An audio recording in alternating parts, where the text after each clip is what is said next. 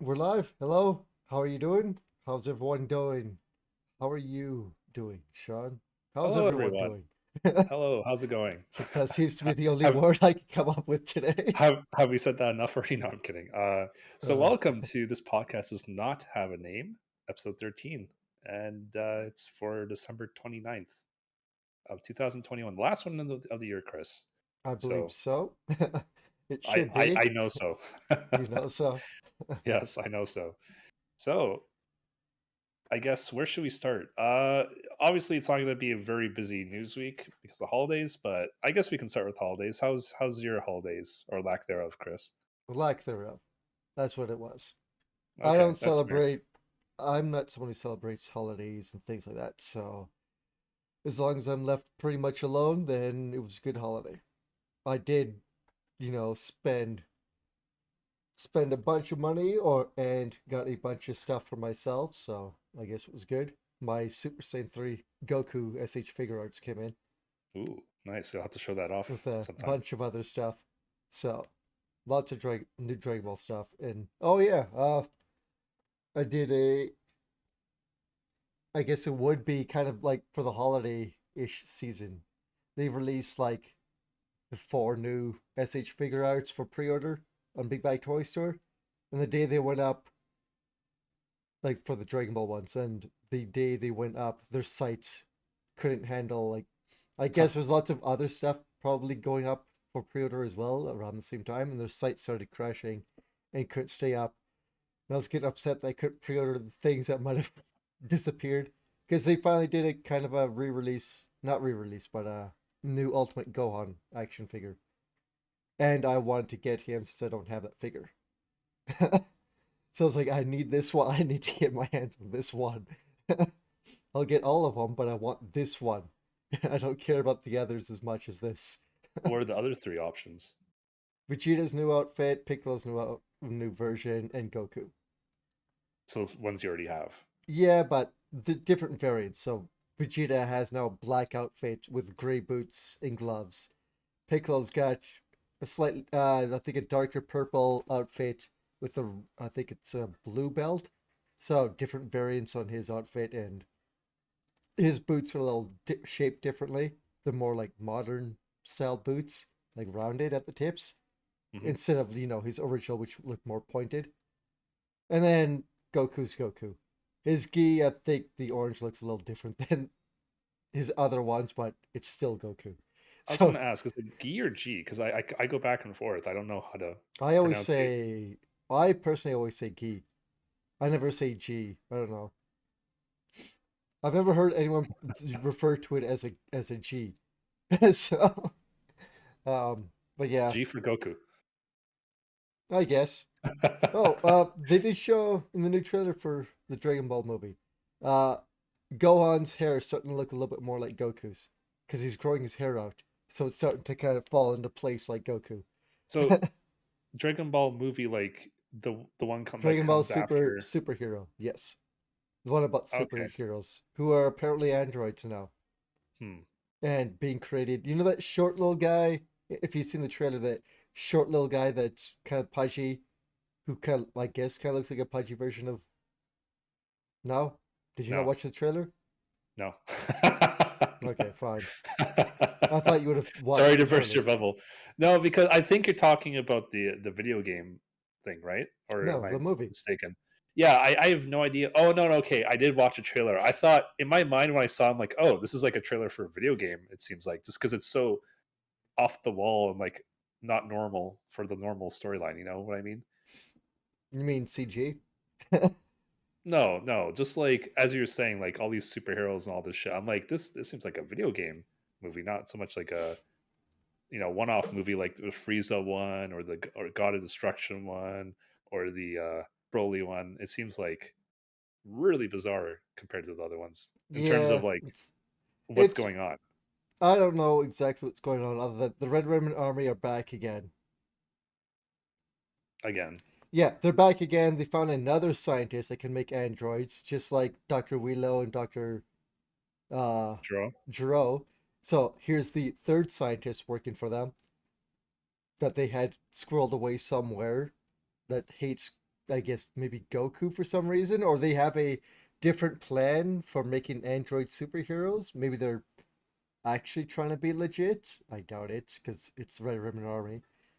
So, but whatever.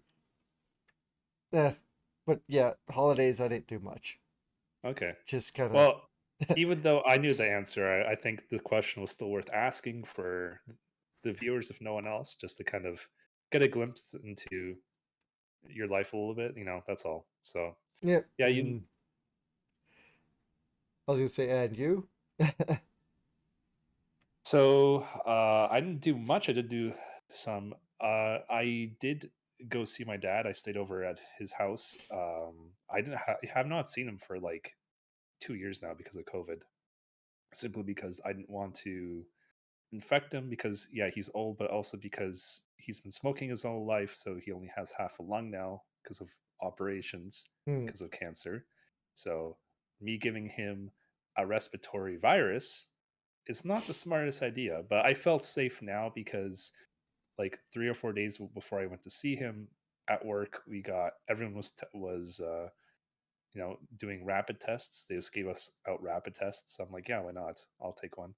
And yeah, of course, I came back negative, but it still put me in a good position. Like I'm like, okay, I might as well go see him because I know I'm safe, and I haven't seen him for a couple of years. So yeah, I went over for a whole day.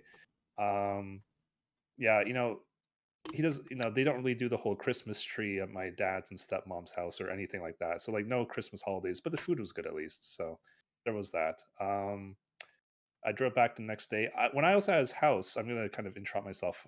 All I brought was like my phone and my Switch, and I just completed Metroid. So my next Switch game, I didn't want to do Breath of the Wild quite yet because I know how big that was. So I'm like, okay, let me try Mario Odyssey because I just got that for sale Hmm? or on sale. As I told you already, Chris, Mario Odyssey, for lack of a better word, feels very odd. Like for a Mario game. It's like compared to Mario 64, Mario seems to have like lost like at least half of his moves from his moveset from that game. So he's gained the cap thing, but it seems like it's to me it seems like it's more of almost of a Kirby game because you're like you're taking over enemies. Like Kirby's like, swallows them and gets their powers. Mario just like takes them over like straight up or becomes like things that are inanimate. Like the first thing I think you take over is like a lampshade and you turn into electricity and you travel along the line to the next world. I'm like, this seems really strange for a Mario game. What do you think of the extra essential? How do you say that word? What the first cutscene when you take over the frog and just the view of you going into the frog and like how horrible it is Yes. for you and the frog. Ah, it's like the vortex and like you yeah, it's like god damn, like there's mind control in this game. Mario's a savage, so is Cappy. He just throws his hat, it takes over your mind essentially. Mm, And sprouts a mustache yeah, on whatever you are. everything So gets a mustache. it's good. I just there's some things like okay, so I went to the first two worlds and I had to look this up to confirm it, even though I was pretty sure I found out myself. So until you beat the game, you cannot get all the moons from Mm, every world. I had no idea. So like I was like running around and like there's Toad in every world. You can pay him 50 coins for him to tell you where a random moon is. Or there's also the pair who tells you like just like a random moon, just like here it exists. Go find it. And they both said, "Oh, I have no more hints."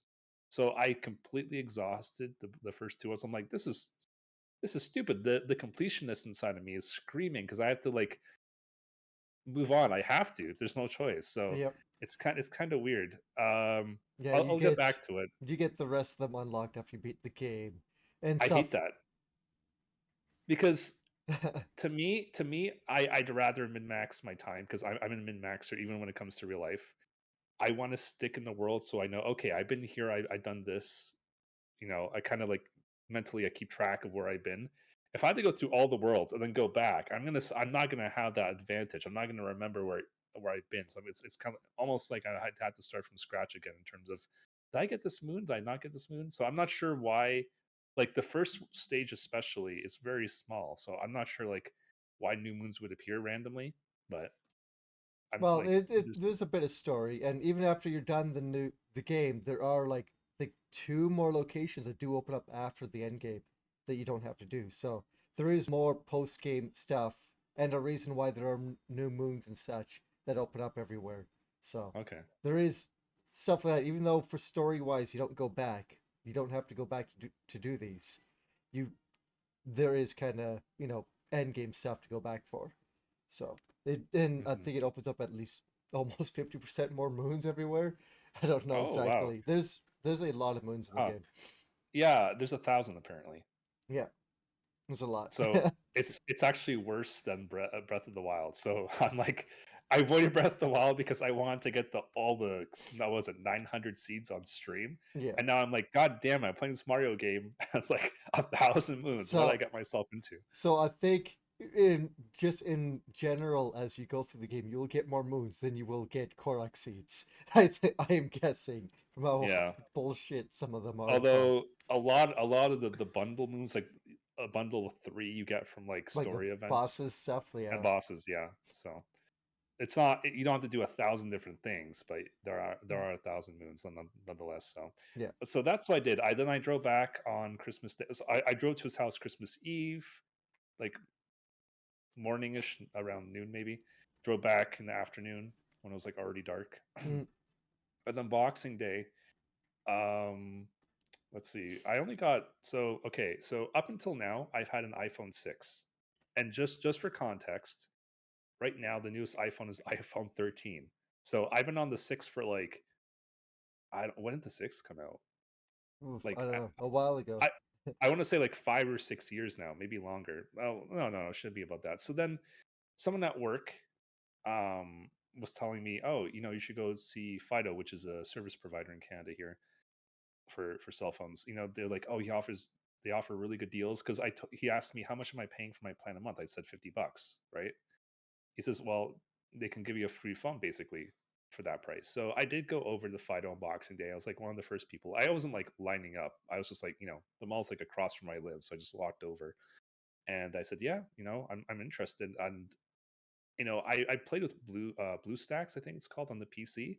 So I tested out the Android environment. I'm like, wow, I actually like the Android environment. It's a lot better than the iPhone for me, at least. Mm, So I said, yeah, like I was just browsing. I wasn't really looking to buy. I was just like, it was more of a curiosity thing. But then the guy comes up to me. He's like, oh, how's it going? I'm like, oh, hey, it says here the Android 21, which is like the flagship model for the Galaxy. Sorry, yeah. Samsung Galaxy 21. There you go. I swear I'll get the name correct.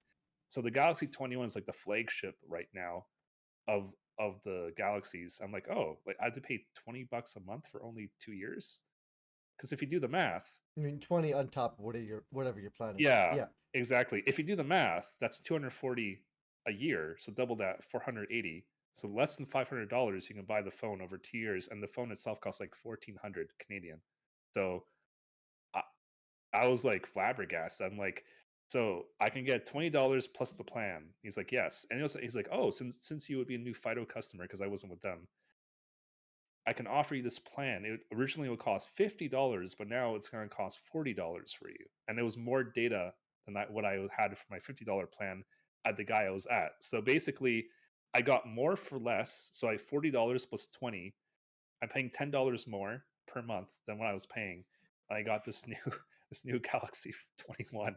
It's like, and I told them like, how are you guys making money off of this? They're like, I don't know. I don't know how our company makes money off of this, but I guess the plans, Wow, but so you get the 21. I yeah. just So got the Samsung Note 20 or so 20 yeah, Ultra. I got the 21, and apparently they only had two of these in stock at the location I was at because of the chip shortage. So Hmm. I would take it because my iPhone 6, I don't want to say was broken. Like I take very good care of my technology. Like my iPhone 6 was the third phone I've ever had in my life. This is the fourth, and I went from a flip phone, a Motorola Razr 2, that was my first phone, to an iPhone 4, and I had to upgrade because my iPhone 4 died because one of the iOS's like made it like super slow, like slow to the point I couldn't even use it. Like it would take like minutes to open like the web browser, like Safari, I think. So I went from the 4 to the 6, and I didn't really need to upgrade, but I don't know, like the 6 is starting to show signs that it will die. I've already had to replace my iPhone 6 battery. once because like it would like the battery wouldn't even last like half of a day. I've had to like do like odds and ends like that for my iPhone 6. I'm like, you know what? Screw it. I'll switch to an Android, see how much I like it. So yeah, so far so good. It's a pain in the ass having to not re-downloading the apps, but remembering which apps I need and the passwords for everything is a pain in the ass. So I haven't been doing it all at once. I've been kind of like doing like a few apps per day, just so I don't spend like my whole day doing that. Yeah, Yeah. So because you're changing from iPhone to Android, so you don't have that. yeah, So, yeah. I just got the Note 20, and it's like, oh, you already use Samsung. We'll just port all the stuff over for you. Like, oh, hmm hell yeah. It makes it a lot easier. I just have to sign into a couple things and I'm done. Yeah. My biggest complaint is that it didn't come with a power cable. Like it came with a cable, but not like something you can plug into your wall. That's weird. So I had to buy that separately for $20 the next day because I couldn't charge my phone. And then the cable that did give me was a USB-C to a USB-C. So I'm like, how am I supposed to connect this to my computer? I can't. Right now I can't connect it to my computer. So Chris, you just mentioned this is a question. I wasn't going to pose it to you today, but since you already brought it up, how do you back up your Samsung? Because for Apple, you just use iTunes and it backs up to the cloud or your hard drive. But how do you back up your Samsung? Oh. Well, you did it because you said like it offered you to import from your Well, old one yeah, to your new because one. I signed into my Samsung account and it's like, oh, you've got this, so you have your phone Okay. next to you, so we'll just wirelessly bring it over from your old phone, everything you Oh, have. nice. Okay. So Yeah. there is a way with your Samsung account, I think, to update to the cloud, but I don't care. I'm not dumb with my stuff. I'm not gonna be accidentally deleting stuff. If I delete Mhm. it, I know I'm deleting it. So I don't use cloud backup stuff unless it's automatically done. Right. So I already had my phone there, so it's just ported everything over. But it's weird that yours didn't come with the proper like charging cable. Apparently, that's a new thing with the 21s. That's what the guy at the kiosk said. So apparently, with the 21s, they're like too cheap to include something to plug into the wall. But Too cheap to whatever. include a like what would cost the company like less than $1 Yep. Yep. to put in. And again, I'm not a big fan of the USB-C to USB-C. Like, how the fuck am I supposed to plug that into my laptop or my Yeah, I've computer or got whatever? mine came with I think USB-C to what do you call it? USB, and then it had the wall kind of port thing, so Yeah. I could just plug Yeah. it in that way. It was a short I'm cable, sure but it was still something. I'm sure I could buy one off of one of those off Amazon, no problem. Which I probably will, but I don't need it right now, so I'll just hold off. And then, yeah, Mm, the last thing I did on Boxing Day. By the way, I should explain this for anyone else. So Boxing Day in Canada, um, technically is a stat holiday, at least in Ontario, Chris. I'm not sure over there, but in Ontario we got paid for it. It's yeah. the day after Christmas. It's existed before Black Friday, and essentially it was our version of Black Friday, but Black Friday has become really prevalent with like globalization and like online stores that basically Black Friday, even in Canada, is now the best way to save money, like the best day of the year. But we saw Boxing Day, and the idea behind Boxing Day originally, at least, was that people wanted to use their Christmas money or gift cards that they got for Christmas like as soon as possible. So the businesses would compete against each other, and that's why the prices are so low. I Well, know Black technically, Boxing Day was the first day after the holidays in which sports would begin, so they'd have a boxing match for all the sports fanatics. That's why it's called Boxing Day. did not know that, but There might be I another reason, but that's the reason I know, which happened before the whole Boxing Day sales. I think that's like more so the name more so than like what it actually is now though Well, what it is is what I'm now, trying to yeah, say. it's different Yeah, now. yeah. So yeah, that's more so the origin. But yeah, like what it is now is what I said. But yeah, so I went to Walmart and I kind of I spent my Christmas money on this monstrosity behind me. I don't have any place to put it, but I might return it. So Oh, you're gonna reach. it's a 55. Okay. It's a 55-inch 4K TV, but it's by RCA. So Yeah. RCA is a really shit brand, but finding a 55-inch television that's 4K for less than $400 before tax, good luck. So I might return it. That's why it's still in the box. Plus, I have nowhere to put it. I have absolutely nowhere to put it. Right, I could put it here, but like I would need a desk. I can't put it on the ground, obviously. And then I have everything here in front of me, including my internet modem. So I don't know how. Like I want to hook my consoles up to there at the very least, and I don't know how I do that. Like I'd have to like what like do I like run a do I have to buy like better or not better but like longer Ethernet cords, or do I do wireless? Because I've tried wireless everything, and like all the signals are interfering with each other, like including like my wireless headset. Mm. Sometimes the audio will just cut off, and I find that super annoying. It happened frequently enough that I switched to wired for everything, except except for one or two things, because the signals won't interfere. So yeah, that was my Christmas day and my Boxing Day. I had to go back to work today, and I go back to work tomorrow, and I'm off for like until the 4th. So, and today was like not a half day. It was like a little over a half day, and tomorrow's probably gonna be like less than a half day. So yeah, I did have to go to work, but it wasn't too bad. So yeah, that was my week. So yeah, I played Mario Odyssey, my dad's, and then I just had an itch. Even though we've talked about this game on our podcast a lot, Chris, I just had an itch. Oh, before you get into that, Mm. so I mentioned last week on the podcast I saw Spider Man. I saw Matrix as well, but I did not make the same mistake. So as I said on the last podcast, even though my online things show me that like you know the seats around me were safe. No, there's like people around me. So now I said, you know what? Screw it. So I mentioned I drove back to my place on Christmas Day. So it was a very spur of the moment thing. I'm just like, oh, I'm just out of curiosity. Like, are they showing the Matrix on Christmas? Oh, they are. And I thought to myself, Christmas night would probably be the perfect day in terms of safety, specifically to go watch a movie. So I did. I went. I just a very spur of the moment thing. I saw Matrix Resurrections on Christmas Day, on Christmas night, I should say.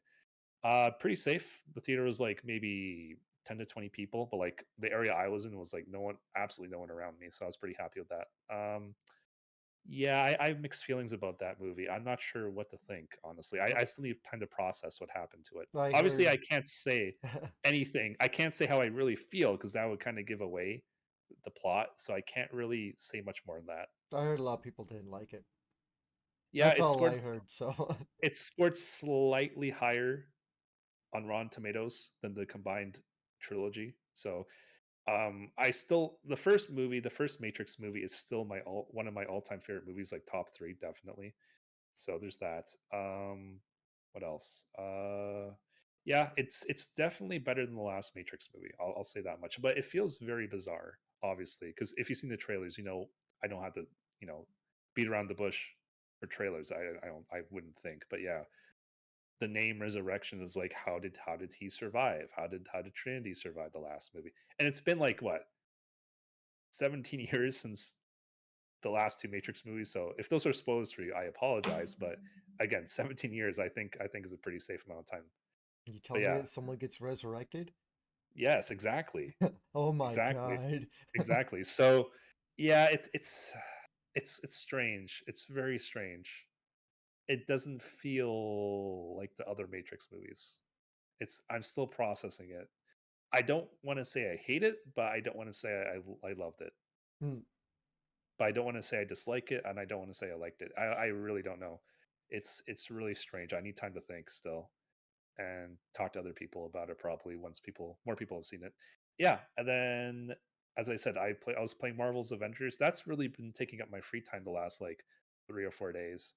Just, I beat the campaign. It was a really good story. I enjoyed it.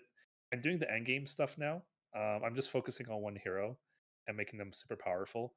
And yeah, I basically so there's like a level system, and all leveling up does for you is like give you a skill point, and then there's like a gear system, like gear score. So like I've been focusing on gear score, obviously, because that's how you get your power. And yeah, I'm almost at max gear score now. Like I've been really pushing it, and they had a rework of the whole gear system, so it's not as hard as it used to be. Um, I'll get sick of the end game eventually, but for now I'm having fun with it. I'm just in for the achievements. Once I get all the achievements, I'm out. I'm not gonna do this endlessly for the rest of my life. I No. just no, I mean, I don't think the game will last that long. no, it Personally. definitely won't. Definitely won't.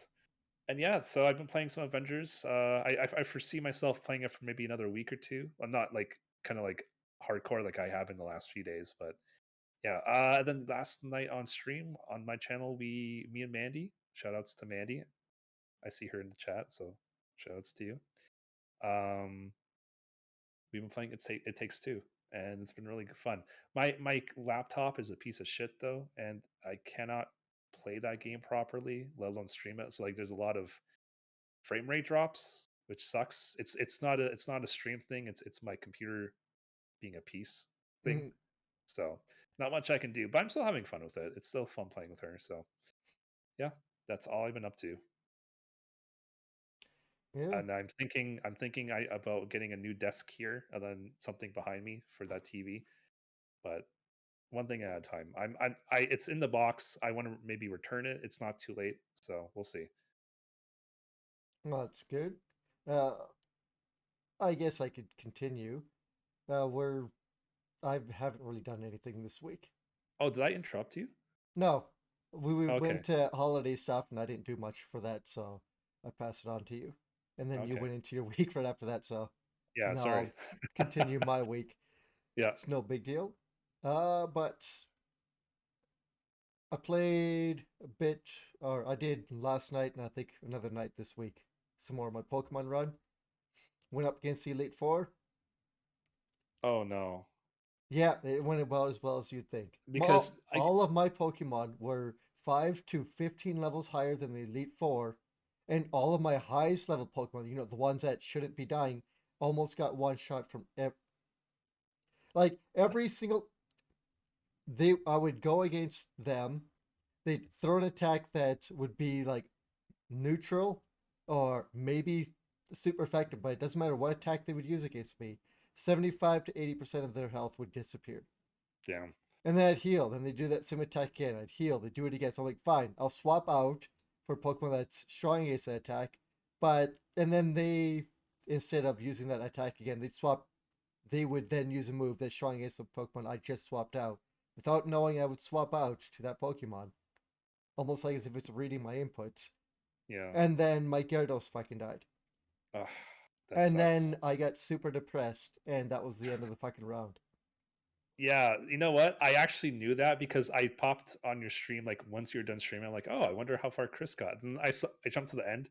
I saw all the Pokemon on your Twitch. Like you have a little screen showing the Pokemon and their names. They're all different. I'm like, oh god, I, I know Yeah. exactly what happened. That sucks. Gyarados, I believe, went first, and then I don't know who's second, but my Bronzong didn't last much longer after that. Neither did my Graveler, or not Graveler, Golem. They all fucking went. My three biggest, strongest Pokemon are dead. I don't know if I'm going to continue the Nuzlocke, because I'd have to re-grind out more Mm, Pokemon at higher levels than they were at. So I'm thinking level 80s just to maybe survive. And I don't think I'm gonna do that because I'll take how long just to grind that out before I attempt again. So I was gonna ask you what you're gonna do, but you answered that question already. But another thing I was gonna ask you was under your personal Nuzlocke conditions, because I know everyone is different. Do you consider a total party wipe like what happened to you, like a game over? Like that's it? The I'm not like probably going to because I don't feel like re-grinding out just to beat the Elite Four and hope mhm, that they all survive again. Or the Elite Four plus Cynthia, who Cynthia is a fucking beast. Her Spirit Tome or Spirit Tomb, and I think does she have Garchomp or is Garchomp the fourth gym leader? Either I, way, their last teams are devastating as well, like even worse than the others.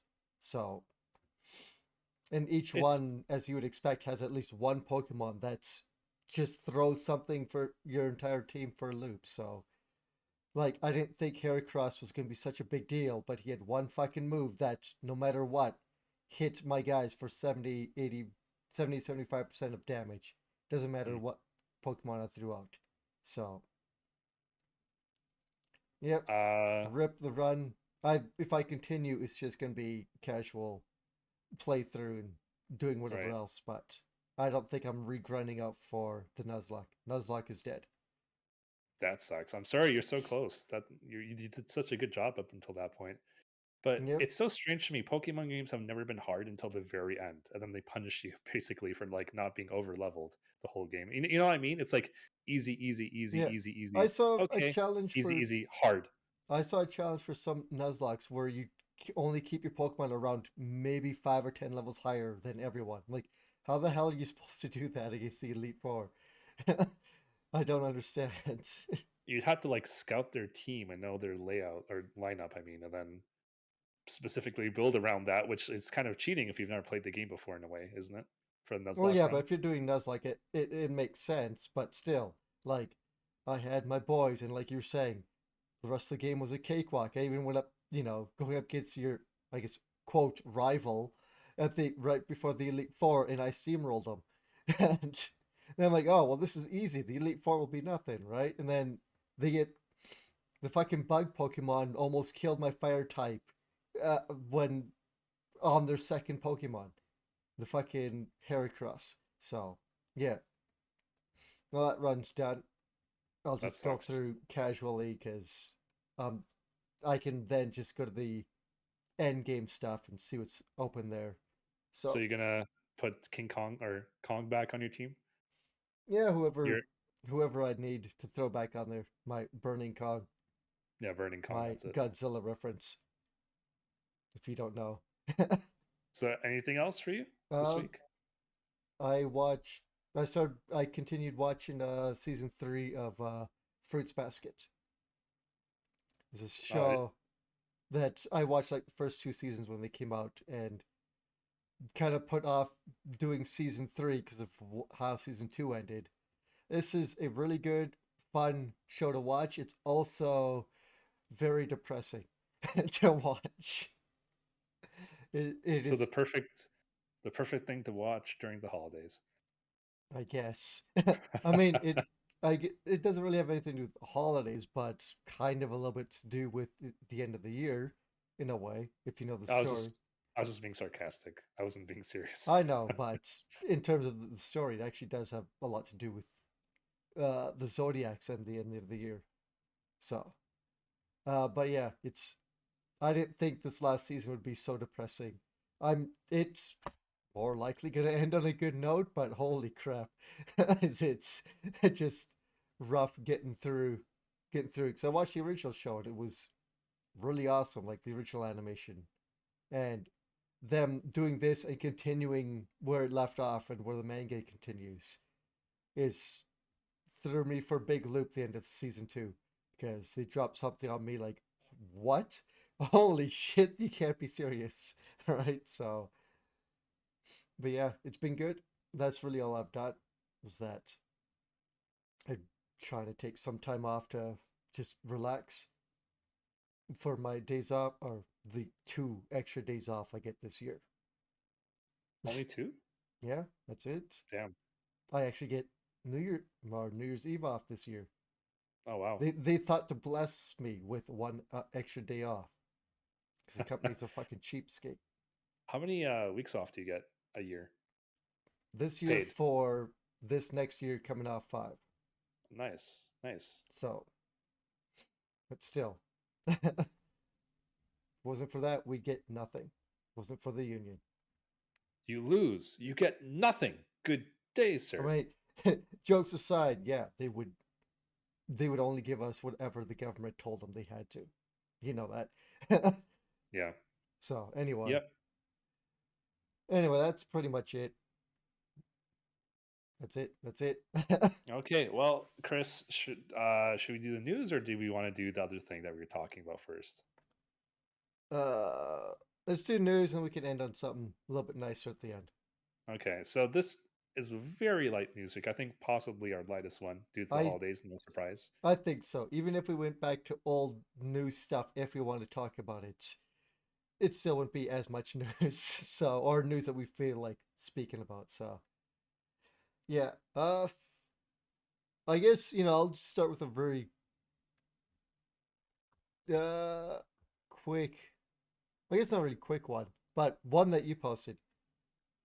Oh, Uh, which I think I'm gonna talk about because it's kind of funny. Not funny for the people who got scammed, but funny that people got scammed knowing how blatant it was.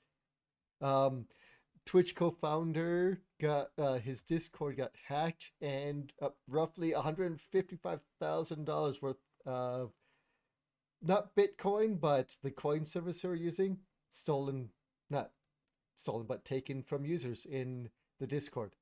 So to get into it more, Justin Khan set up a new website called Fractal, and it was supposed to be a new marketplace where you could buy and sell in-game NFTs and stuff like that. I guess, why not try and get into the market if you're a businessman, right? Yada yada. And they're, I guess, one of the bots on the sorry, give me a sec. One of the bots on the Discord, like my mind just kind of pooped out there for a second. One of the bots on the Discord started advertising that they're going to be dropping 3,333 NFTs, which linked to a website called Fractai, not Fractal. Very clear distinction there. And they scammed about 3,000. No, yeah, no, they got 3,294 NFTs before it got shut down. Huh. To almost all of them. Almost And all of them. Yes. and just for the audience who's listening, in case you haven't noticed, fractal fracti, it's because the uppercase I and the lowercase L looks like the same letter, so that's why people got confused. Yeah, but still, it's like the oldest scam in the book where you go to like Oh, I emails. know. That, Just so people realize yeah. why. Everyone might not have like caught on immediately. Just kind of point that out just in case. But Yeah, yeah. it's like looking at those emails and like just I guess nowadays you like hover over your mouse over a link and it'll pop up the link address. That's not the same link address. Yeah. Like you know. But yeah, it they apparently scammed about 373 members of this like over 100, is it 100,000 members? Yeah, 100,000 members in the Discord out of their coins or soul. I think they were using roughly 800 soul. I don't know what soul is. I only know like It's a couple of Bitcoin or coin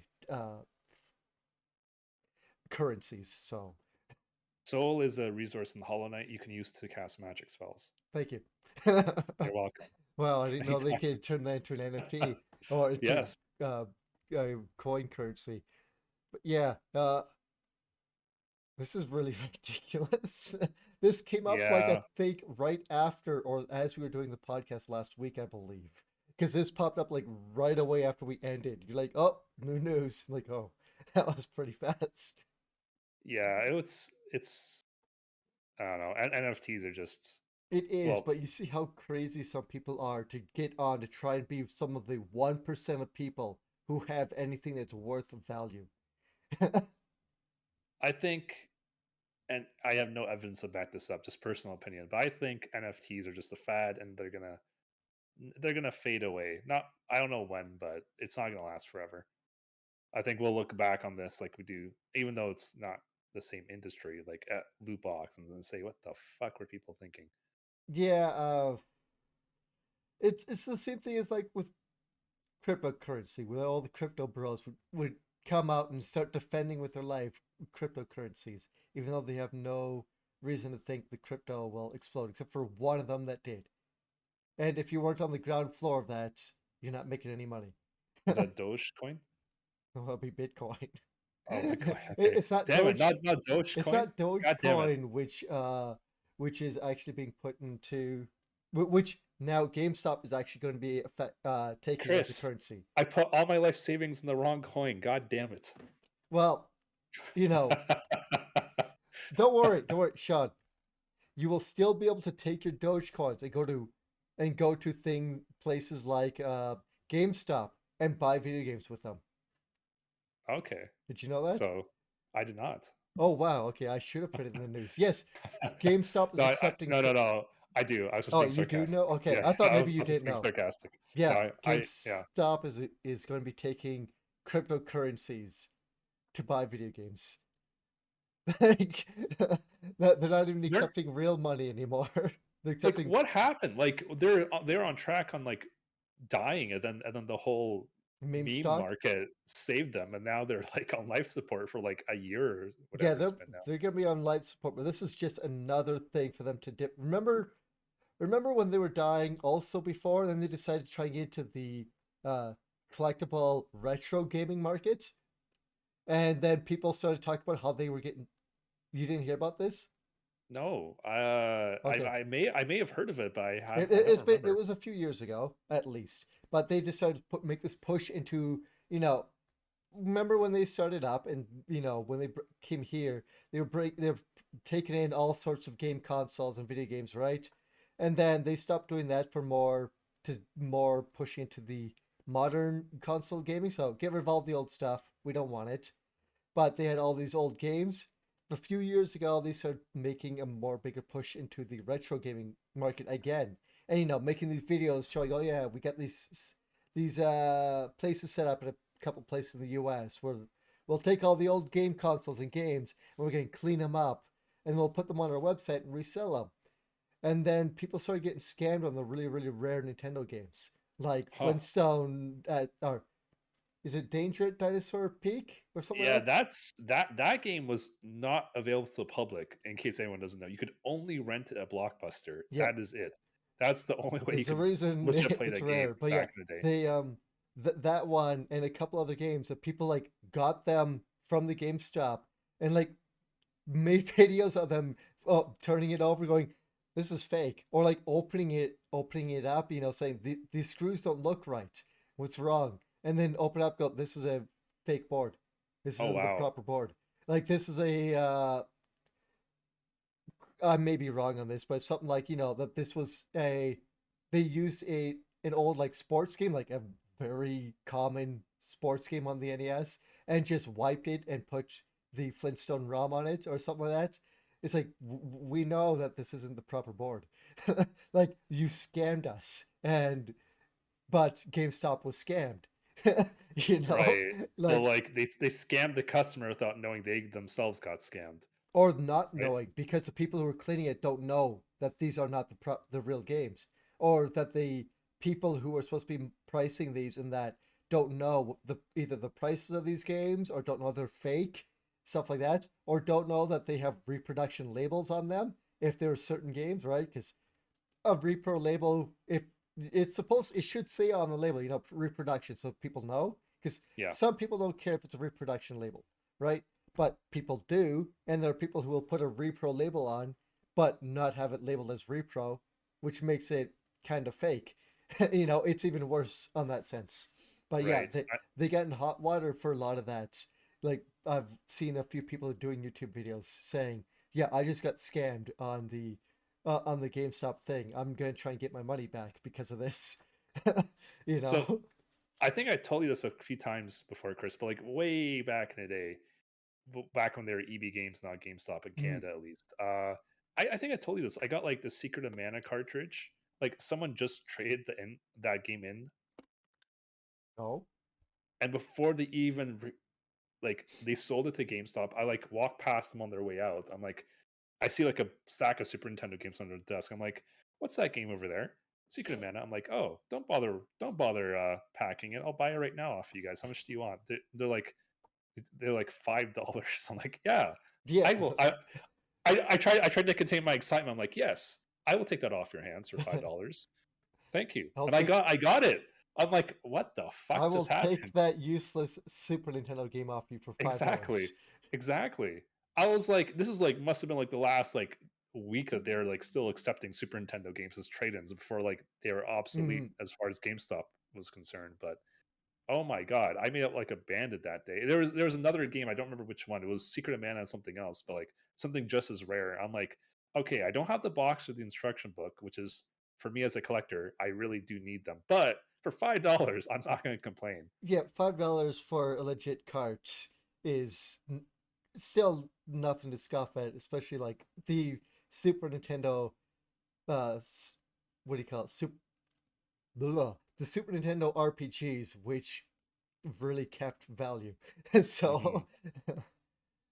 so yeah, Anyways, that's a good deal. I Anyway, think we had that was like a tangent off a tangent off a tangent, Chris. Maybe we should move on m- to the next maybe we story. should go to the next story because not much other than what was said. Yeah, sucks that those people get scammed, but I don't know how they're gonna make it right. Apparently, I think there was something in here saying that they're gonna try and make it right for those people, but I don't know how.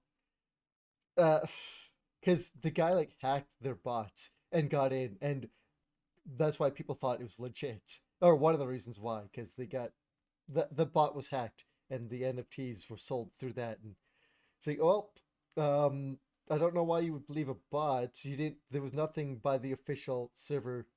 The guy running the server saying it was legit as well. Like him not posting it. It was just through a bot. Seemed weird to me. Anyway, they got scammed. Sucks to be them. Don't buy Yeah, crypto. Don't buy into NFTs. no. Despite what Butters from South Park tells you, do not buy NFTs. Okay. Do not resist the urge. Yes. Uh, all right. Next story. What do we got? Oh, Riot Games. So, Riot Games was kind of one of the first in the most recent, I mean, recent since like I think 2014 or 2018, to get into hot water over um, sexual harassment and physical, verbal, mental abuse, yada yada, in their company. Basically bro culture is what they call it, right? Yeah, the same stuff that was happening at, or it's still happening at Blizzard, Activision, probably EA, at Rockstar Games. And I was gonna say right, but yeah, right. Ubisoft is the other one I was thinking of. Yeah. Um, they finally are almost ready to settle on a settlement worth roughly 100 to 120 million dollars after so long. The last I heard about this, they apparently still haven't changed anything in their company. But maybe they will finally start changing now that they're being forced to, in a way. Uh, yeah, Yeah, I think we covered like the harassment, discrimination, whatever it was, like all the above. One of our first podcast episodes, I Chris. I'm think pretty sure we so. did. Where we did, it was basically an update to the ongoing where nothing Yeah. has changed, or Yeah. according to still to some people. But yes, So yeah, uh, that was a long time in the making, wasn't it? Like, long time since I think about 2014 when the news first broke, I believe. yeah, and back in 2018 or something, something I forget, something happened. Like something broke out, like that made them really, I really bel take. I believe that's when the lawsuit was starting to get filed. Yeah, I want yeah, to yeah. say. I think so, but like, yeah, I think you're right. Like that's when like the lawsuit like gained traction, like became public news. I think around that time, and yeah, the fact that it lasted this long, and the fact that it was like 100 million payout for the settlement should tell you something, right? Yeah, Uh, it in tells me they have a retrospect, lot of money. No. yes, but in retrospect, Yeah. that settlement that Activision Blizzard just had like 2 or 3 months ago, they sold for 18 million. These guys sell for 100 million. So I the settlement for Blacktivision blah, for Activision Blizzard, did it go through or is it still pending because of everything? Because no, they were trying to get stopped. it was the EEOC's suits against Activision Blizzard. Yeah, Um, but they were trying to stop it because of what it would affect the others. So was there a confirmation of if it went through or not? Or is it still being looked at as if it will still go through or is it being blocked now? I don't well, know. I was going to say that's the EEOC's suit. I kind of lost track of which suit was which when it comes to Activision Blizzard because there's several, right? So yeah, I can't answer that question because Yeah, I because didn't look into it. I don't remember there being an official it's gone through because it was going to and then they were going to block it.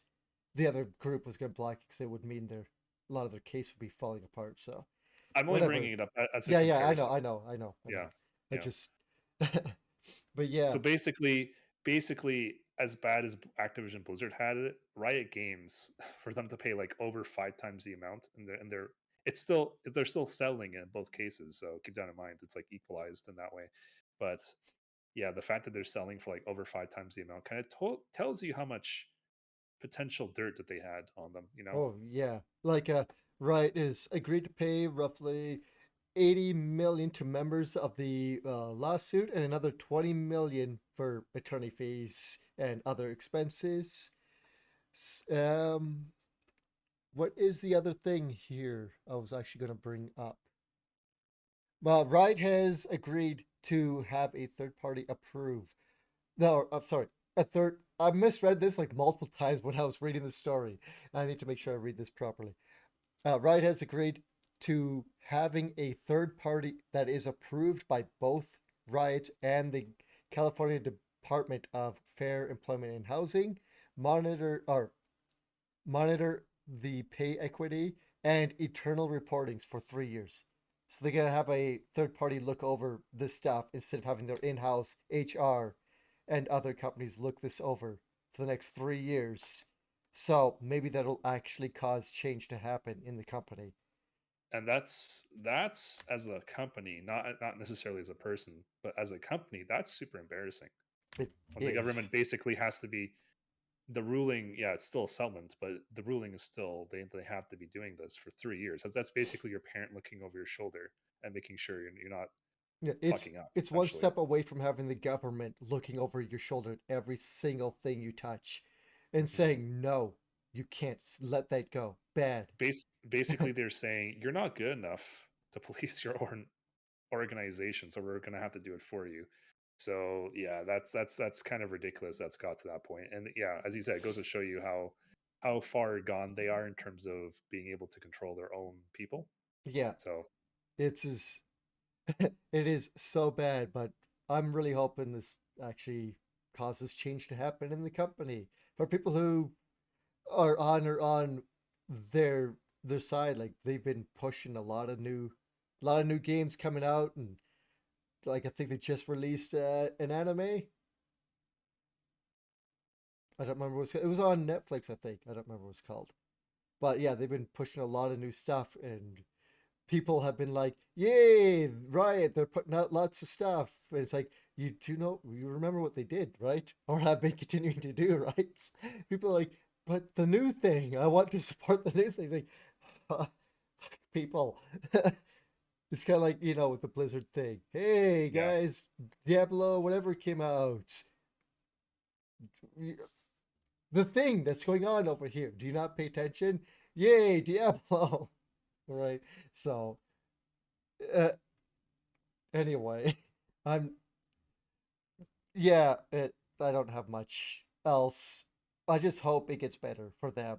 They didn't have to get pushed to unionization like a certain company maybe soon, hmm, but it almost seemed like it would have been close. Like, and it took forever for this to come to fruition. yeah. I mean, speaking actually, that's a good segue. I think that story's done. But speaking of a certain company, Chris, we have a story about a certain company I this week wasn't again. sure if I was going to put this on the docket, and I was like, there's nothing to talk about, Yeah, and we might I as mean, well. here's the thing. Like a long time former Blizzard employee. That's one of the reasons why I put it in. Yeah, but he was basically caught with his pants down, like now, like spouting. Wow, this list is pretty big.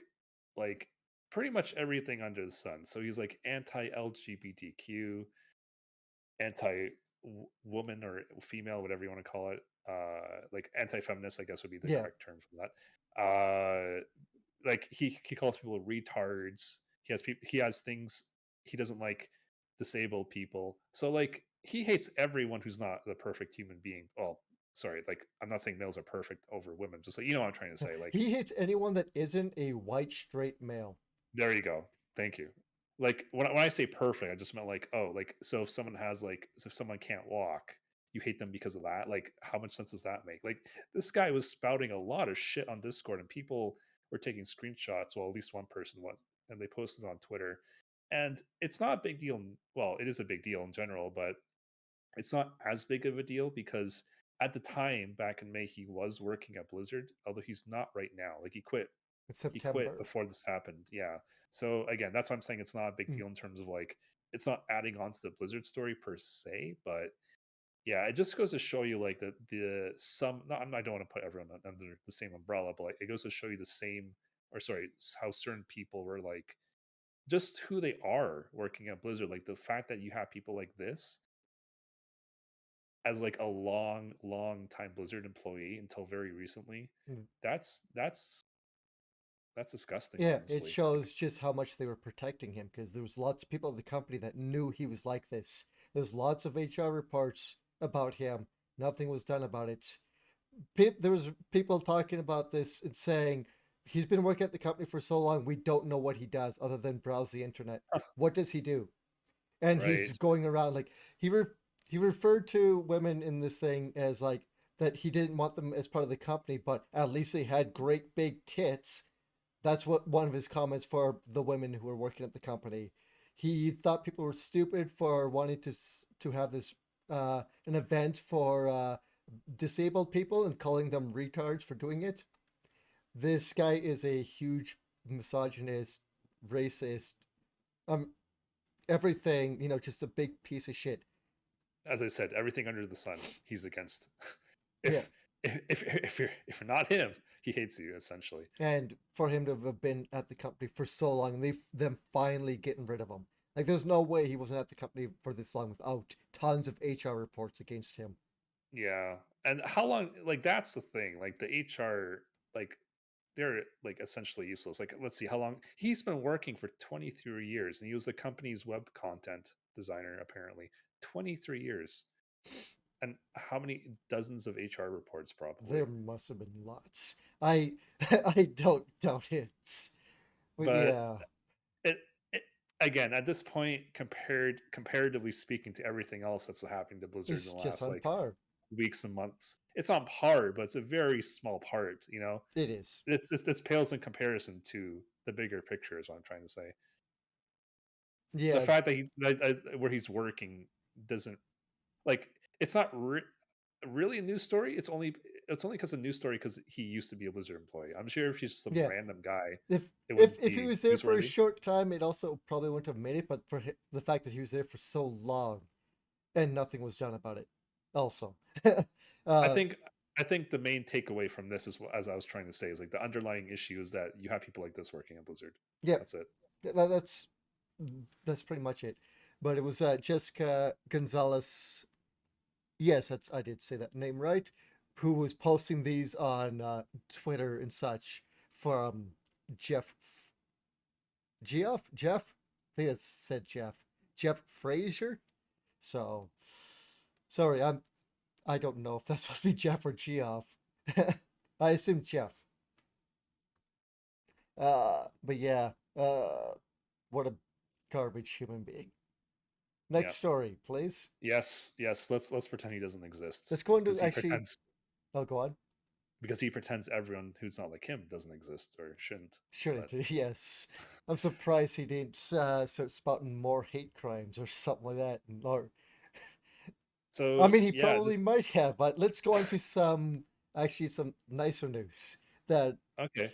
So Chris, did you have a Game Boy Color or an original Game Boy growing up? You did, didn't you? um, I did not. They were technically more my brothers, but I did steal them from him numerous times to play Pokemon and Nice. Dragon Quest. So I did have an original Game Boy, and then I had a Game Boy Color growing up as well. So this news kind of goes back to those days. So apparently, it just got released that Nintendo had a plan for an expansion for the Game Boy Colored, and it was called the Page Boy, and it was essentially they're kind of ahead of their times, which is, I think, why it failed. But essentially, what it would do was bring the internet, email, and even live streams to the Game Boy Color. So basically, what Twitch is right Yeah, now. I think live stream is a bit of a stretch, Yeah, yeah, it is. It but is. But still, it would be basically, more like you being able to watch a live, not live, but stream a video to your system and watch it. Yeah. So more like YouTube, we'll say. Yeah, that's fair. That's fair. So yeah, I guess we can, Chris, if you don't mind, posting this link on our podcast episode, so people can see the screenshots for themselves. But it's yeah, it's pretty impressive, and it's actually so This was brought to um life by Liam Robertson, the video game historian. He did a video oh on this. yes, I watch his YouTube. It's a really good YouTube channel. He goes through gaming history pretty much, Yeah. and they're very informative videos. So yeah, it was just what ultimately, yeah, I can't talk. What ultimately killed it was just basically, I think it was just being developed for too long, honestly, Well, and it couldn't really turn a profit from what they said, from what I read at yeah, least. with it was supposed to use the radio technology, the same kind of tech that's used in pagers, which was around the time because the internet was still new. Not a lot of people would have access to it, especially. And oh, sorry, not a lot of people would be able to have access to it or have good access to it, to internet, so they decided to continue with the radio tech. But then, as they seen it while developing it, that the radio tech used in the pager tech is still only available in certain regions in like the US and maybe some places in Europe, and that's it. So a lot of places in the world still won't have access to this. So Yeah, it'd make it a very niche product as well. yeah. It would have been cool though, It would have been because interesting. I don't see it. I see it selling worse than the Game Boy Pager, which I only knew out of all the people who, not the Game Boy Pager, sorry, the Game Boy Printer, which out of all the people that I know that have Game Boys, only one or two people had the printer. And then I was like, oh, we could print something on it. He's like, yeah, I don't have any printer paper anymore. Or this is what it looks like now. And and the Game Boy printer paper was not looking so hot after so many years. there's only one reason why I wanted a Game Boy printer, Print was off your because Pokemons. yes, because once you get the all the Pokemon, which used to be the goal of the games before they changed everything. But like originally, in the first couple generations, at least, the whole goal of the game was to get one of every Pokemon in your decks. And now, Yeah, gotta catch them uh, all. yeah, exactly. That used to be the catchphrase. But now, and then once you got the diploma saying congratulations, you got all the Pokemon from the professor, you could print that on the Game Boy printer. I was like, oh, that's fucking cool that they specifically programmed the game to, if you had a Game Boy printer, to be able to print it onto there. Like you just press like a button or something on the screen and just like would automatically do it for you. I'm like, that's fucking cool. But no, that's the only reason I wanted one. But Yeah, that this. that would be my like, sorry, that would be my, like my real life achievement. Like before achievements exist, I'd be like, hey, I have this piece of paper saying I got it. That's like my achievement right there. But go ahead. Yeah, this thing would have been kind of cool to see. I just don't think it would have gotten as much use. Like Nintendo's obviously dipped their toes into different techs here and there, stuff that's come out, stuff that hasn't, yada yada, right? Like they Yeah. end up using this type of ideas in their next consoles over the years.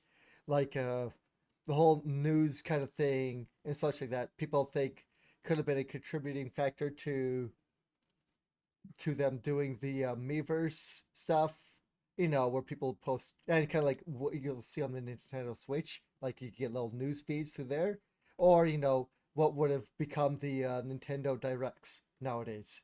Nintendo giving you direct news from the company, right?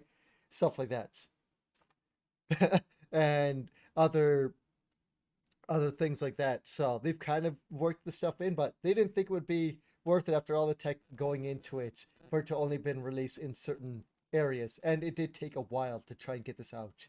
By the time this would have been coming out, the internet was starting to get bigger, and things like that. So pager technology was starting to slowly get pushed out of the way in terms of, or uh, in favor of internet. Sorry. Trying to get my words out without stumbling too much. Yeah, I think that's it, honestly, for that story. What do you think? I think we I kind of. I think so. If you want more information, go check out the Internet Historian's video on this. I will do my Mhm. best to remember to post a link specifically for this video because I think it will be worth checking out if you are into seeing a piece of internet history that never came to be. Yep, pretty much. Um, so Chris, that's all the stories we had. And like half of these stories, there's only four of them. Half of them I feel like weren't really necessarily newsworthy, and we probably wouldn't have covered them on any other week. But It was so yeah, slow. There was yeah, really not much. Like half of them I posted before we started because I was like, we don't have much to say. no. So, or not much to say. So We don't have much this week. Not even in terms of like even anime stuff. Not much has been coming up that I've been wanting to post for the last like month. There's been no stories of that, like you know. So just nothing at all really to speak of. So we did have a little segment we wanted to. I guess we kind of talked about before the podcast. I guess a lot of people kind of do this at the end of the year since it's usually very slow. It's our stuff we've done over the last year that we really liked doing. Story thing. that's one way to put it. Yes. Well, because it's not just video games. It's anything that we've really enjoyed and wanted to give a shout outs to. And this isn't necessarily like stuff that has come out this year. Because if we did that, I don't think we'd have much to talk about in terms of that. Because we've got big game backlogs of stuff that's come out like 30 years ago that we go back to and play. So Yeah. it's going to be whatever we've done this year. We want to shut out that we think is worth checking out. So I guess I could start for one. I want to say that like probably my game of the year would I'm gonna shout out it would is Metroid Dread. It's actually is a game that came out this year, and it's the first Metroid I played. It's was a way better than I thought it was going to be. Since I've never played one, I thought it would be a bit tougher for me to play or to get used to the game, even though I had issues with it. You know, trying to do shine spark in that, Hmm. but it actually wasn't like yes, it's needed to get through the game, but it wasn't as difficult for me. I'm never going back to 100% the game. Screw that. I've seen what you've had to do or what you have to do certain 100% things in the game.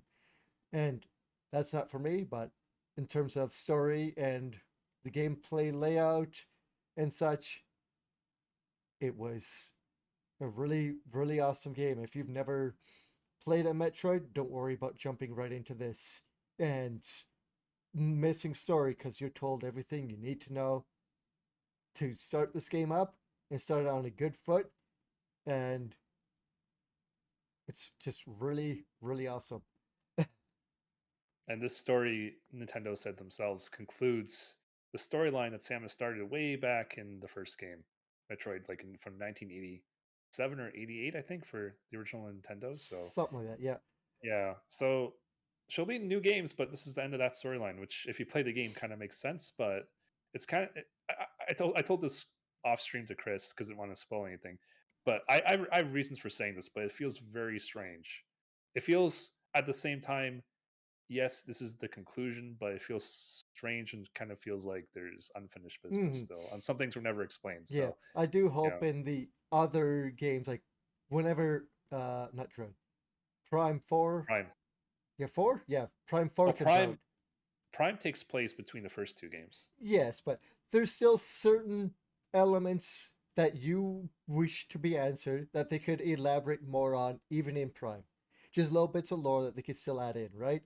It still won't give you 100% for what you and other people want for those bits of story, but it can help to lead people in the direction they want. I want a manga, though, that goes into these. Because they're doing the mangas for the Legend of Zelda series. They're just about to finish, I Oh, think, in really? Japan, Huh. Twilight Princess. That one is about to finish. I've got about two or three of the Zelda mangas, and I think they're fairly decent. and I really would like them to do that for Metroid. I don't know how, because it's more actiony and less story compared to Zelda. But I think you could do it. But I think that's a good way to do it to add more story, to give you that to flesh out more of that stuff. Yeah, and they've done it in the past for Metroid, like in the 80s or 90s. They've done Metroid manga before. Yeah, but I would like that more. I to see because I don't think that I'm pretty sure the Zelda ones have been selling well enough. I hope.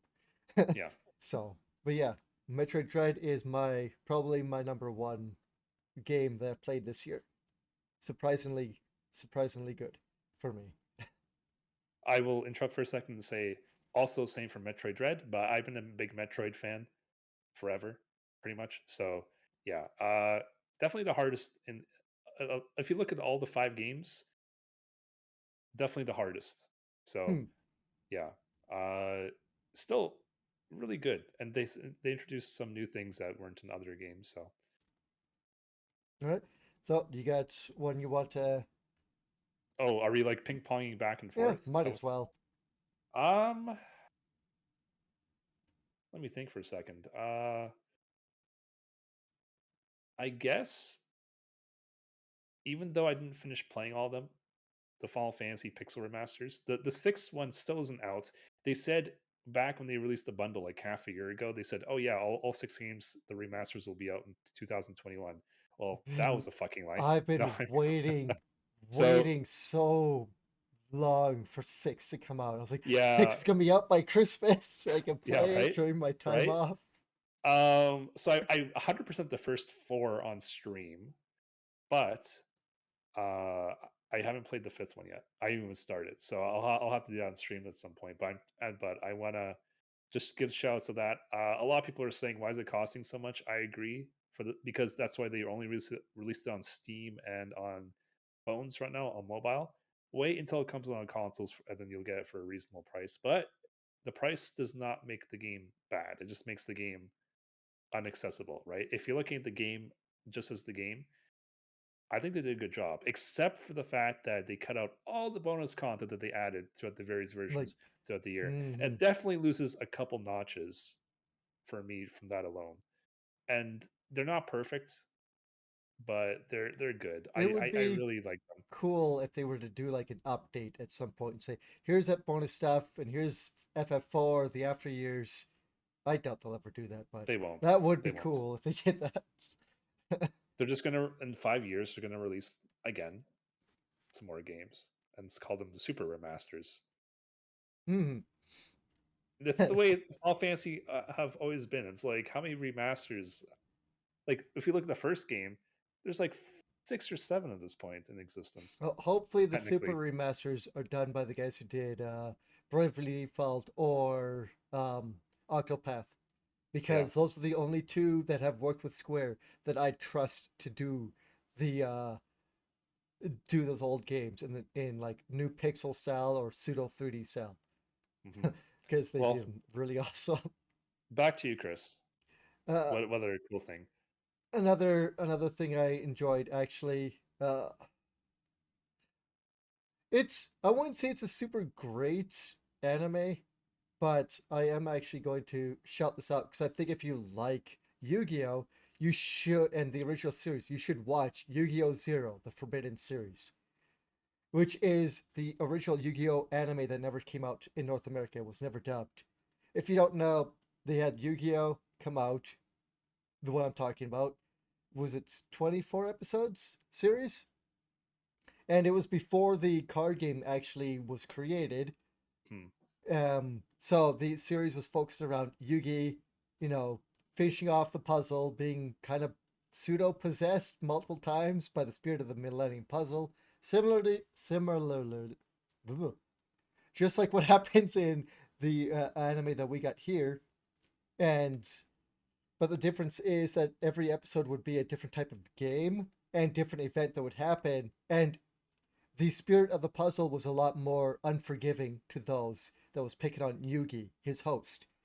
The other thing is there was no card game really. It was very, very early in its workings. And the anime that we know as Yu-Gi-Oh here is actually the one that focuses around Yu-Gi is actually known as Yu-Gi-Oh Duelist in Japan. Hmm. So, but Yu-Gi-Oh the original was like the prequel to that. Funny story, kind of, is that the original author got so many um, letters and stuff like that while making the original Yu-Gi-Oh manga about the card game. So he started to make the card game a little bit more forward in the anime. Had multiple animes based on the card game and him fleshing out the game because people kept asking, "How do you play this game? I want to know how to play this game. This card game looks so cool. What are the actual rules?" And the rules were, I don't know the rules, so I'll just make up some bullshit in the manga. Imagine making a manga or like a story, and then it's all of a sudden surprise card game manga, Yeah, like getting veered into that direction because of and your fans. That's like very strange. And the reason why I'm gonna kind of shut out the original anime is that in the one of the weird things when you watch the anime we got, Yu-Gi-Oh, the one about the card game, is that everyone is already friends. And so you get like backstories to how they actually became friends in this, and it makes more sense their friendship bond because you go through them a lot longer, and it also makes sense as to why Seto Kaiba is so obsessed with Yugi. It Hmm. makes no sense in Duelist as to why, after Yugi beat him in one card game, as to why he becomes so obsessed he almost tanks his entire business to go after one kid, a high school kid. Yep. But in the Yu-Gi-Oh manga, the original, he Yugi beats him in a card game. He doesn't become the king of games, but he beats the king of games, who I think is Seto Kaiba at the time. And then Seto becomes so obsessed with him, he hires hitmen to go after him, hires people who are experts at other games to challenge him, and he beats them. He becomes super, super obsessed with him to the point that he makes a something he calls death tea, like basically a death tournament, and invites only Yugi and his friends into basically games of chance and like there's a basically a Tetris style game in which you have to climb your way to the top with and hope you don't get crushed to death. There's a light gun, not light gun game, a what do you call it? Paintball slash light Oh, laser. laser tag Yeah. game where you actually get electrocuted to paralyzation if you get hit. Basically, like all these games are meant to pretty much kill you or immobilize you, so that Seto Kaiba can laugh at you that you are not the best at these games. But Yugi and his friends overcome all of them. Like, and it's broadcast everywhere in Japan and the world of him trying to murder this high school kid. It's like, what is wrong with you, Seto? And it makes sense as to why he's obsessed with him. If you slot Hmm. these episodes in between him losing the first card game and up to just before Yugi's grandpa loses his soul, it makes way more sense as to what is going on between those two characters and why he hates him so much. Yes. I think it's amazing to go check it out. I think you can watch them all on YouTube and other various forms because you're not. I don't think it's on any legitimate streaming site. I don't think it is. So go check them out if you have any interest of watching Yu-Gi-Oh. I think it is so great. You Me and Chris watched that together actually. We did. So I was very I can. adamant on we need to watch this since we want to watch the Japanese version of Yu-Gi-Oh! Yes. Duelist, which we will do eventually. But I was saying we need to watch this before we watch Duelist. So for me, Spider-Man: No Way Home. Can't say why because of spoilers. Awesome movie. Go watch it when it's safe. Slash when it's on streaming services. Yeah, Back to you, Chris. yeah. Without going into spoil, other than what you've seen in the trailers, people can't he can't say much because of because I of can't say anything. spoilers. I can't even say how I truly feel because well, I liked it. I can't say anything beyond that. I mean, Yeah, like you'll give it why I liked it. you'll give it more time before you even will speak of it. So, Yes. do you want other reviews of similarly how he feels? I guess just go check out other people who've actually done spoiler reviews of it. So, to get a better idea of it. But yeah, I guess if it's bouncing back to me super quickly, Uh, Yakuza 0. I played through that and beat it earlier this year. Have not turned on my PS4 since, or Huh. PS3. I don't even remember what consoles I get them all for. I think it's PS4, but I love Yakuza 0. It was so great. So the Yakuza series is a like open world. I guess it would be modern day beat 'em up. I guess is how you would more refer to it. Like you run around, you get into random fights with guys. All the combat is just beating up people with your fists and weapons you find on the street. Like getting a gun is very rare, and you can't really lock on to enemies. Like think of like the old RE games, Resident Evil, where you'd have to turn your character left and right to try and aim your shooting. That's basically the lock-on system in this game. There isn't one. So they make using a handgun very hard because they don't want to prioritize guns as like a big thing. And they're not big in Japan, so it makes sense. But the game is what I wish a lot of open world games would do, which is take the open world format, put it into a much tighter, smaller form factor, because this game takes place in like a 4 or 5 block radius in this tiny little section of Kamurocho, Japan, which I believe is a made up place, but I don't know for sure. Sorry, I don't know. But and and it fits in as much stuff as you'd find like in a lot of open world games, just in this tiny little area. You'd walk for 30 seconds and run into another side quest. Walk another 30 seconds and run into, some kind of collectible thing that you need to get. Uh, I think it's really great for just keeping a lot of stuff with you and them opening up more stuff as the game goes on or the continuations of quests as you go on. The game kind of whiplashes you, which is kind of one of the loving points of the game, from very ludicrous, whacked out like side quests, like where Kiryu will walk down the street and see a boy crying that his Dragon Quest game got stolen from him, Huh. like Dragon Quest One, like because this the first game I think takes place in like the early '80s. Like they don't explicitly say Dragon Quest, but based on the timeline, based on this very breakout Nintendo game being stolen, based on the creator loving Dragon Quest, everyone says it's Dragon Quest game that was stolen. It has to be. But yeah, based on like this kid's having his Dragon Quest game stolen from him, then Kiri going, that's weird. And then later on, seeing this bully, this guy, and this kid going, "Give me back my Dragon Quest game," is like the second part of the quest, and him getting pushed out of the way. Kiri going, "You better," cracking his knuckles, going, "You better give him back that Dragon Quest game." And then you get into a fight with him, and then the guy's like, "It's not my fault. I just wanted to get this game for my kid for Christmas." And the copy I bought was stolen by some Yakuza thugs. It's like, what? And then you go beat up the Yakuza thugs, and the thug was like, "I just wanted to be a good parent to my kids." Like, wow, you guys are just pathetic. And it's all the same. Like going from that to the next quest I do, where I'm having a showdown with a Yakuza boss member in the middle or in the bottom of the sewer, or he's chasing me down with a baseball bat and a lead pipe. Huh.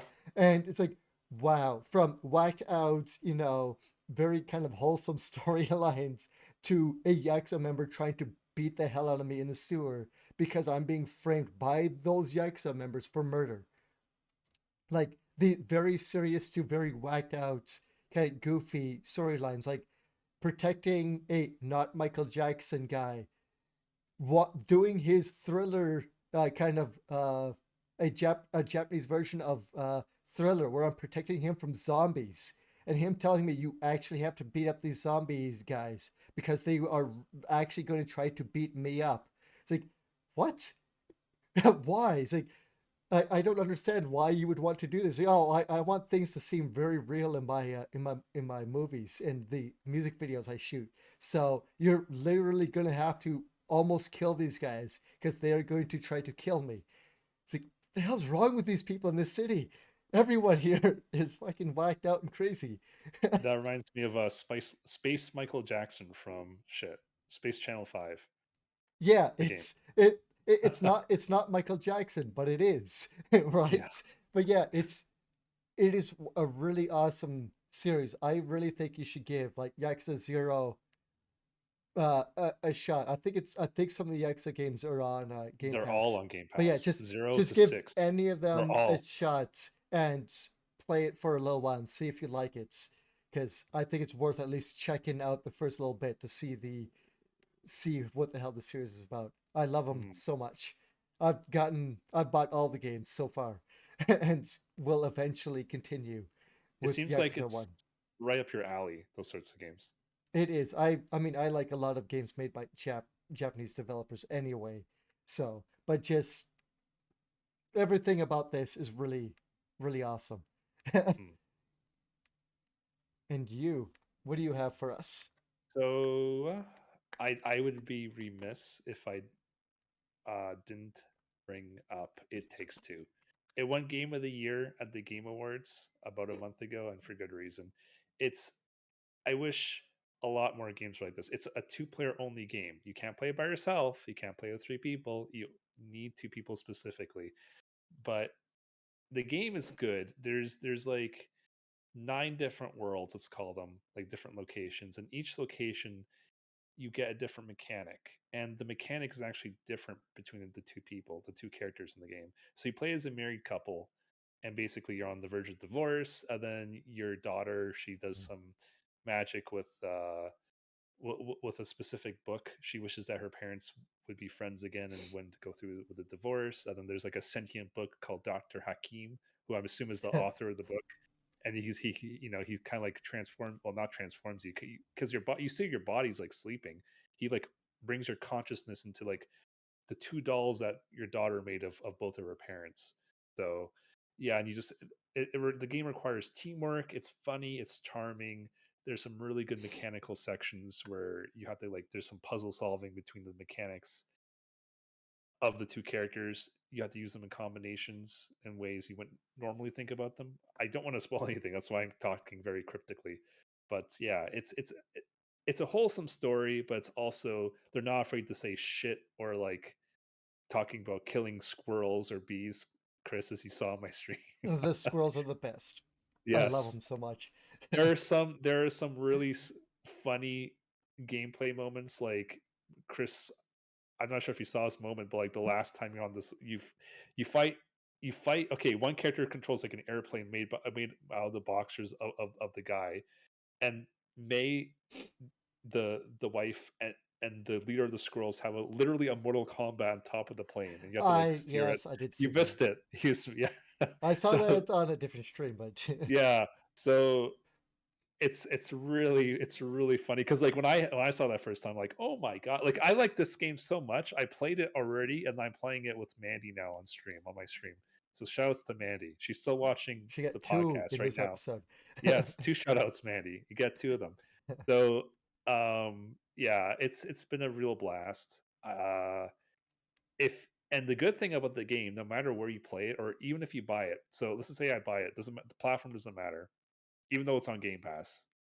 But let's say you don't have Game Pass. If you buy it, and I say, "Hey, Chris, want to play with me?"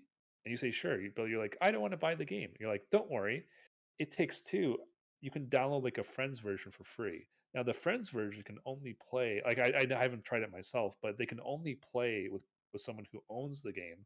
But you can still play the game. You don't have to buy two copies. It's amazing. One purchase for two people. Yeah, That it's is fucking awesome. most game companies will not do that. I guess it's their way of doing like couch co-op, but also having the ability and tech resources to be able to do online. So they're like, we don't need to squeeze people for money just to do multiplayer for a game that is focused on multiplayer. Yeah, Like cooperative. I don't think you sorry, yes. I don't think you can play this game in single player. Can you? No, no, you can. It's Yeah. impossible. The game won't start up unless if you have two controllers, and even then, you cannot. You can probably get a certain amount of the way, but it's going to be like damn near impossible to like Just wait play the for game by the yourself. GDQ run when someone's playing single player with his hands and feet. Yeah, you'd have to be able to do that. Like, it's not feasible. Like, is it possible? Is it within the human possibility to actually beat this game by yourself? Yes. Would you want to do it? No, you would hate yourself. You I would hate mean, yourself in every fiber of your being for playing it that I way. do want to see that as a GDQ run, actually. I'm sure. As I said, is it possible? Technically, yes, but you wouldn't want to. Yeah, but yeah, But it yeah, looks, amazing game, Chris. yeah, not up my alley, but it's definitely worth checking out. Any of the games made by that company in general, but Yes, this one this I one played seems all of good. them. Brothers was the first one, and then No Way Out was the second one, and Hmm. now this is the third one. I played all of them; they're all amazing. But anyways, back to you. I think this will be my last one. What was it? I just had it on the tip of my tongue. I Oh can do yeah, another one. Okay, actually there I you go. do have it. It's one that we haven't talked about yet, but season 6 of JoJo. Oh yes, so we watched that together as Stone well. Ocean, first part of the season. It's Yes, because I couldn't remember when the last JoJo season came out, so I was like, I don't think I'm gonna put that on there because I thought the end of that was kind of meh. It was okay, it was good, but for me, meh. yeah, I so far the beginning of JoJo Part 6 with Jolene, oh, it's really it's really good. The church is fucking evil awesome. as always, As always, the church is evil in every movie and game. but yes, it is so great. Uh, Having watched through it, I can't wait for the next part. Uh, One thing that I've noticed, if you hadn't noticed, this that season is very sped up. Like Yeah, every episode is basically a new, not really, not quite, but it's a new threat or a new stand, new character. Everything is done really quickly. Now, I do know it's sped up from the manga, and things have been cut because Willie Madden on the Super Beast cast was talking about it. And the things that were cut aren't very important. Like specifically one that he was talking about was the baseball episode. And when and there's a lot more talking between Jojo and the guard because it seemed to me weird that the guard stops her from throwing the baseball and then she, you know, he's like, hmm "What you need to go in?" He's like, "Here's money," and then they stand there for a long time as the others are talking, and the guard's just still standing there holding her arm. It's like, "Are you gonna take the money and leave?" No. Okay, it's been like 3 minutes. You gonna go? And it's like really weird. So I think there's supposed to be more dialogue there of them talking, but they sped it up. It still is great because that dialogue doesn't need to really be there. And I don't think that Netflix want to draw out things like they were done in like every other part. Because if you watch the other ones, like part 3, everything's taken very slowly, right? And part 4, hmm very slow. And yeah, then things start to pick up as action goes on. Whereas this is bam, bam, bam, fast, fast, fast. We need to keep going, keep the flow of the series moving.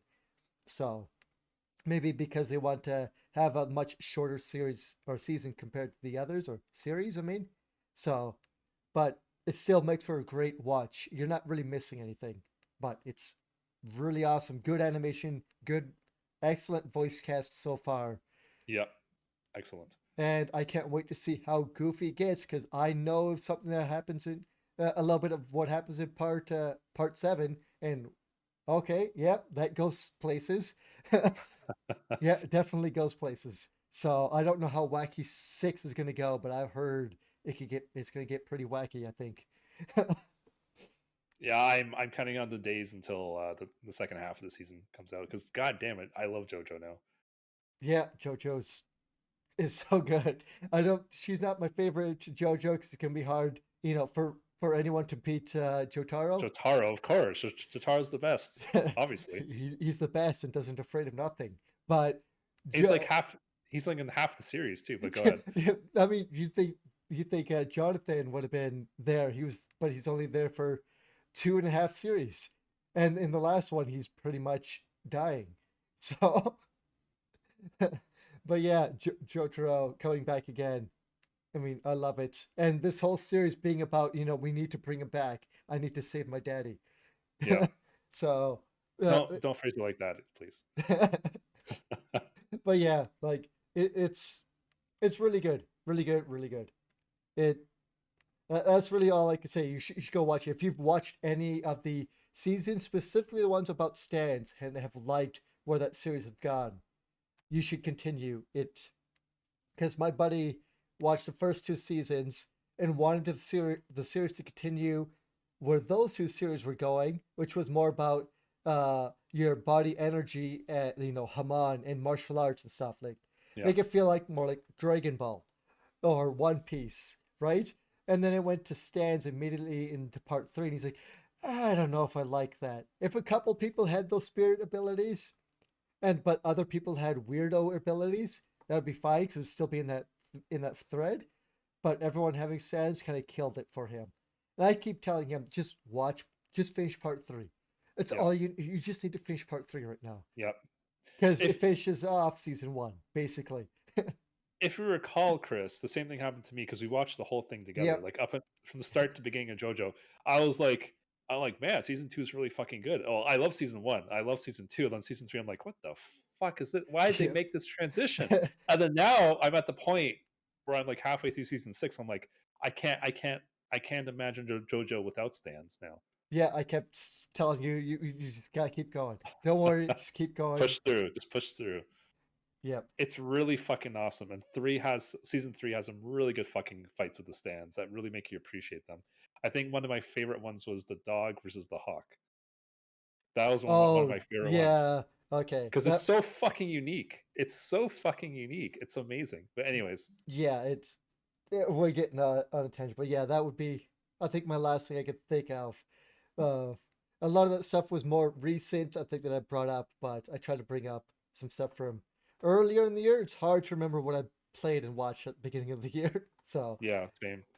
but I have that's a my couple. last one. So if you want to fill out your last couple, So I wouldn't have played this game if it wasn't about. I always intended to play it on Game Pass, but I didn't actually take the plunge until it was about to leave because they give you a 2 week warning when the games are about to leave.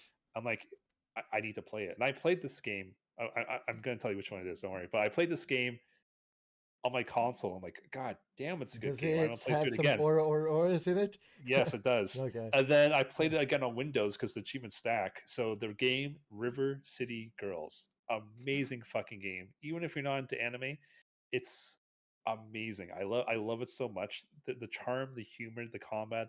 It basically it's like just like the other River City Ransom game. It's kind of like a sequel to that. Not really sequel. That's not right. It's more of a spin off, if anything.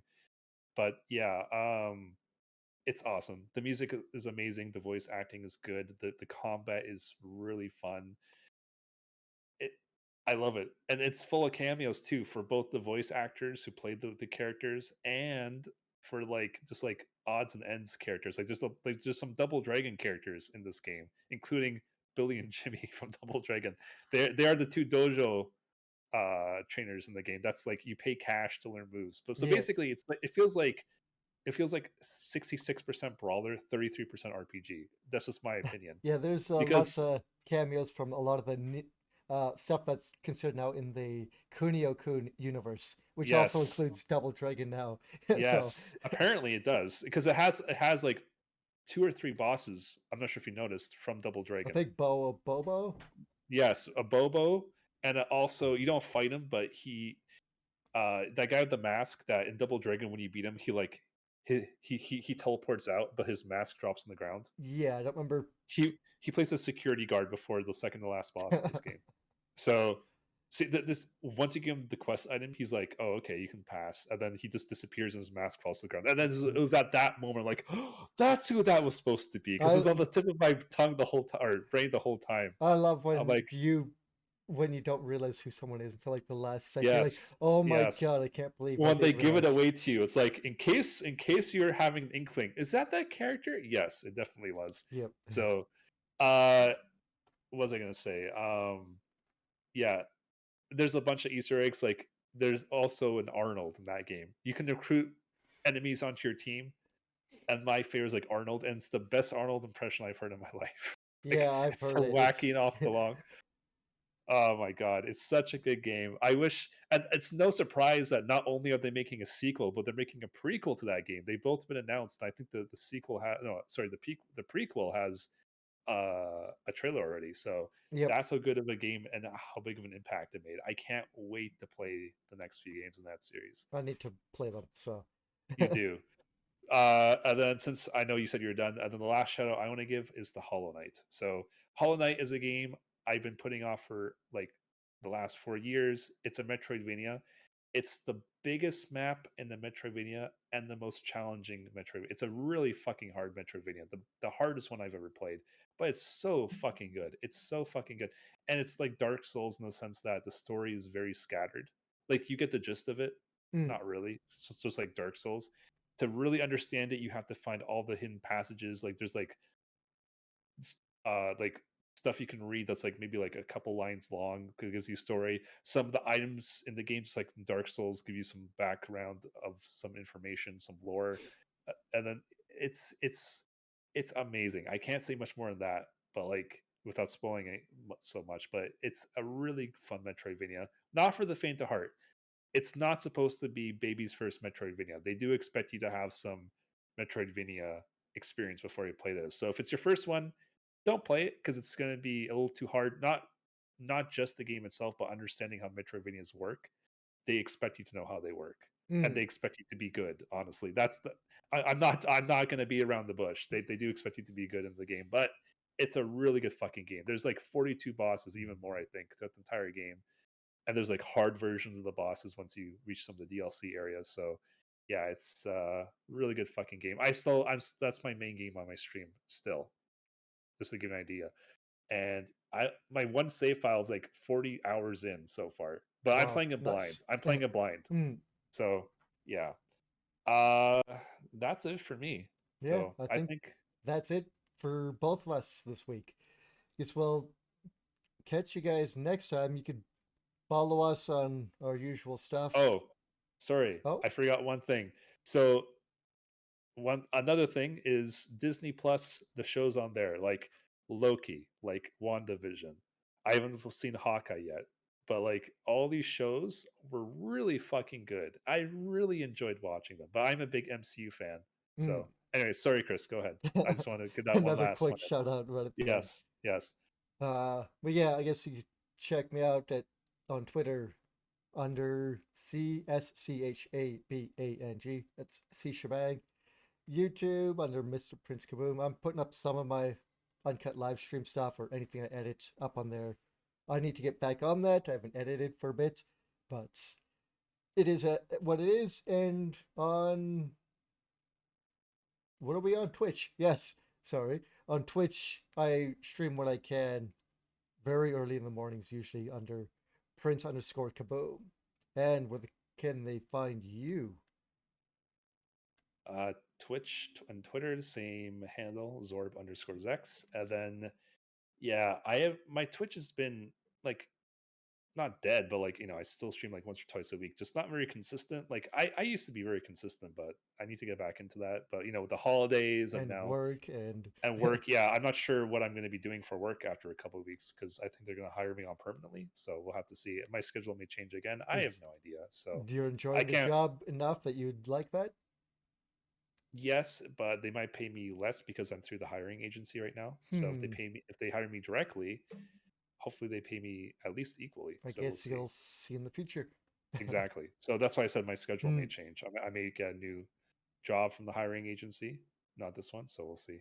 So yeah, I don't want to make any commitments, but I used to be really good, but like I being consistent, which is really important when you're a streamer. But unfortunately, had not been able to do that due to real life circumstances. But hopefully that can change. So yeah, I don't want to say on this specific episode when I'll be on Twitch because I don't know. But Yeah, yeah, just I have a Discord, so I usually post on there when I'm live and my upcoming schedule. So yeah, that's it for me. all right. You can check out our Discord too. We'll have links and such in the show notes, or at least there should be. And I guess that's it. We're gonna take off and watch some more Cowboy Bebop, Yep. and we'll talk about So that when we're done. When we're yes, done the series. we're not quite done yet, but there's only 10 episodes, so it shouldn't take us Yeah, very long. we're only a couple in. So, but anyway, we're done. Well, Goodbye. yep. Have a happy new year, guys. Stay safe, and we'll see you in 2022.